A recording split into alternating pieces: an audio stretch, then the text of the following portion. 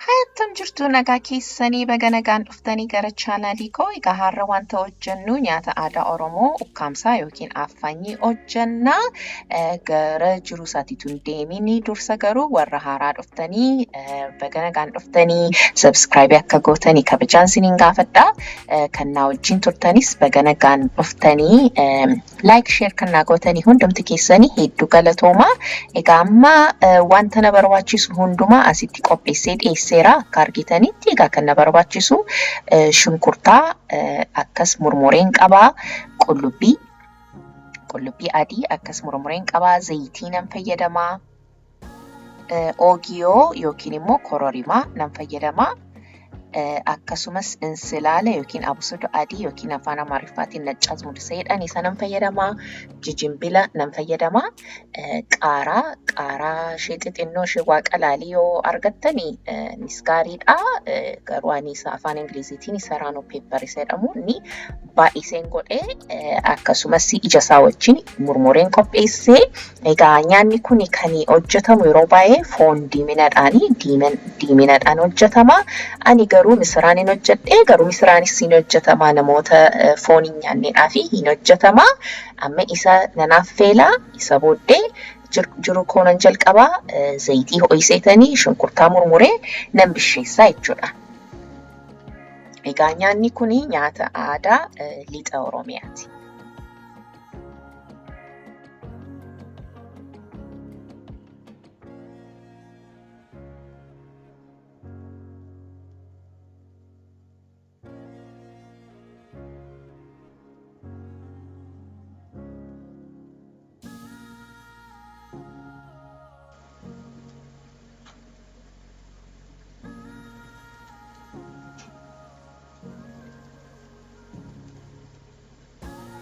Gaafa shunkurtii koo sirriitti naa bishaatu jijimbila ittan naqaa. Jijimbila wajjin immoo nan bisheessaa jechuudha. Nyaanni kun egaa yeroo baay'ee kan nyaatamu yookiin jechuun kan jaallatamu maaliif seetanii akka qorichaatti isin ilaalama. Maaliif jijimbila qabaa, qullubbii adii baay'ee qabaa, qaaraa baay'ee qabaa. Warri kun immoo viitaamin C baay'ee qabu. Viitaamin C immoo qaama keenyaaf gaariidha. Warra dhukkuba ittisanii qaama keenya keessa dhaqanii jabeessu. Kanaaf egaa akka qorichaatti ilaalama nyaanni kun. Tole egaa amma jijimbila isaa fi qullubbiin sirriitti si'anaa bishaatu immoo qullubbiittan naqaa. Qullubbii adii murmuree baay'iseettan naqaa.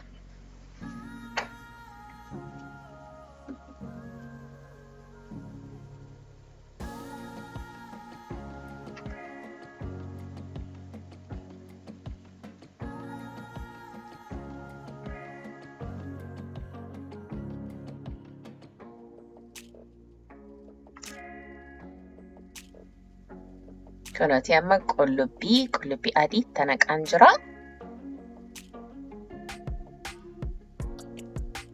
Isa wajjin immoo nan bisheessa.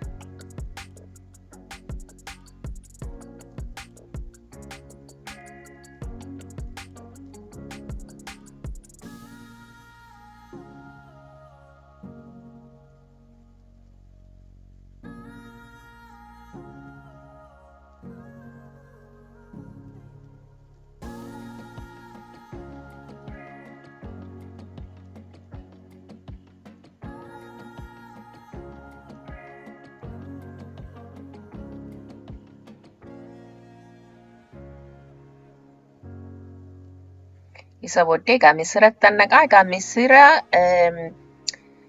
baay'een bisheessine maaliif as dhufee wanta bishaatuu fi dhaqee akka nu jalaan hin bukaane xinnoo ishee siyaa hafuun hin baaseeni. Egaa isa wajjin immoo nan bisheessaa.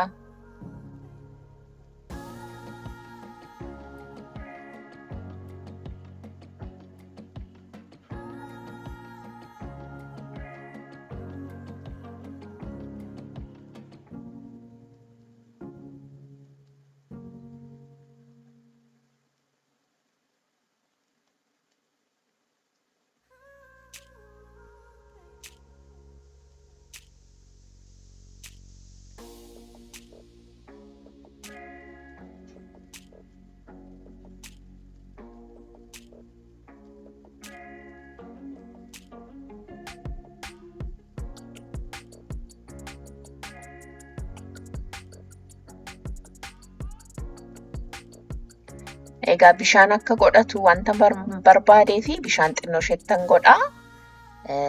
Gogaa isaatiinis hojjechuu hin dandeessu. Gogaa isaa feetu taanaan ani garuu bishaan xinnoo isheettan godheera.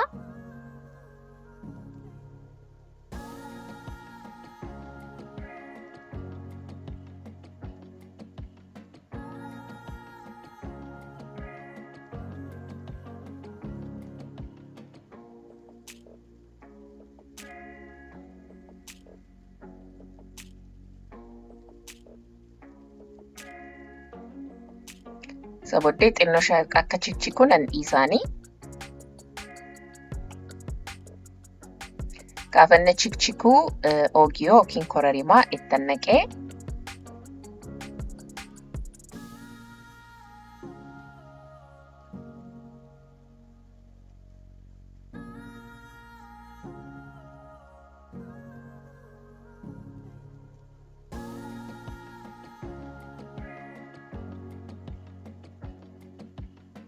Isa booddee abusudaa adii yookiin ensilaala yookiin neccazmud ittan naqee.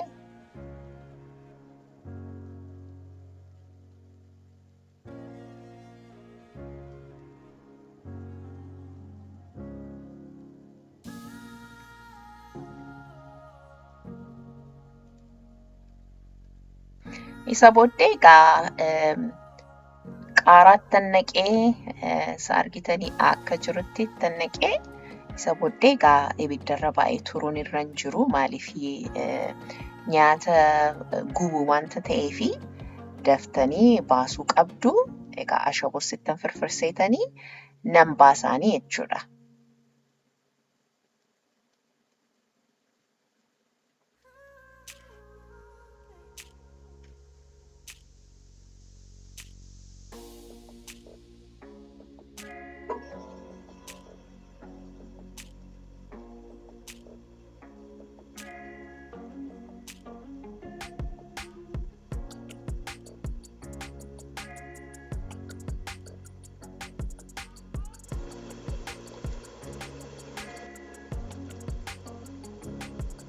Tole egaa xarapheezaatti wal agarraa.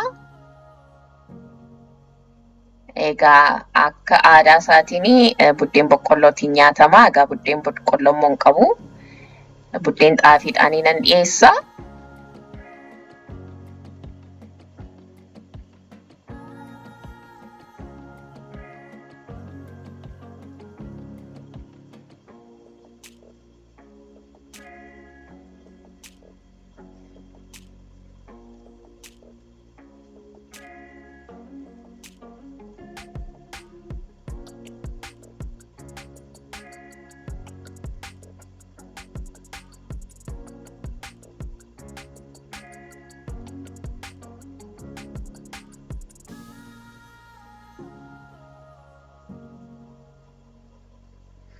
Achigaa hin ukkaamamaa. Kanaaf ukkaamsaa jedhamee ho'aa isaatiin ukkaamamee akkasitti dhiyaata. Mee qammasee immoo isinittan himaa.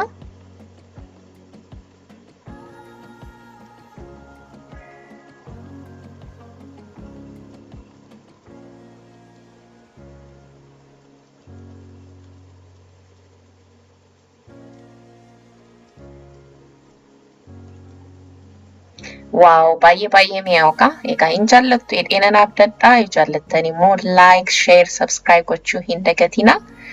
Viidiyoo itti aanutti immoo amma wal agarrutti ulfaadhaa isiniin jedhaa. Bye.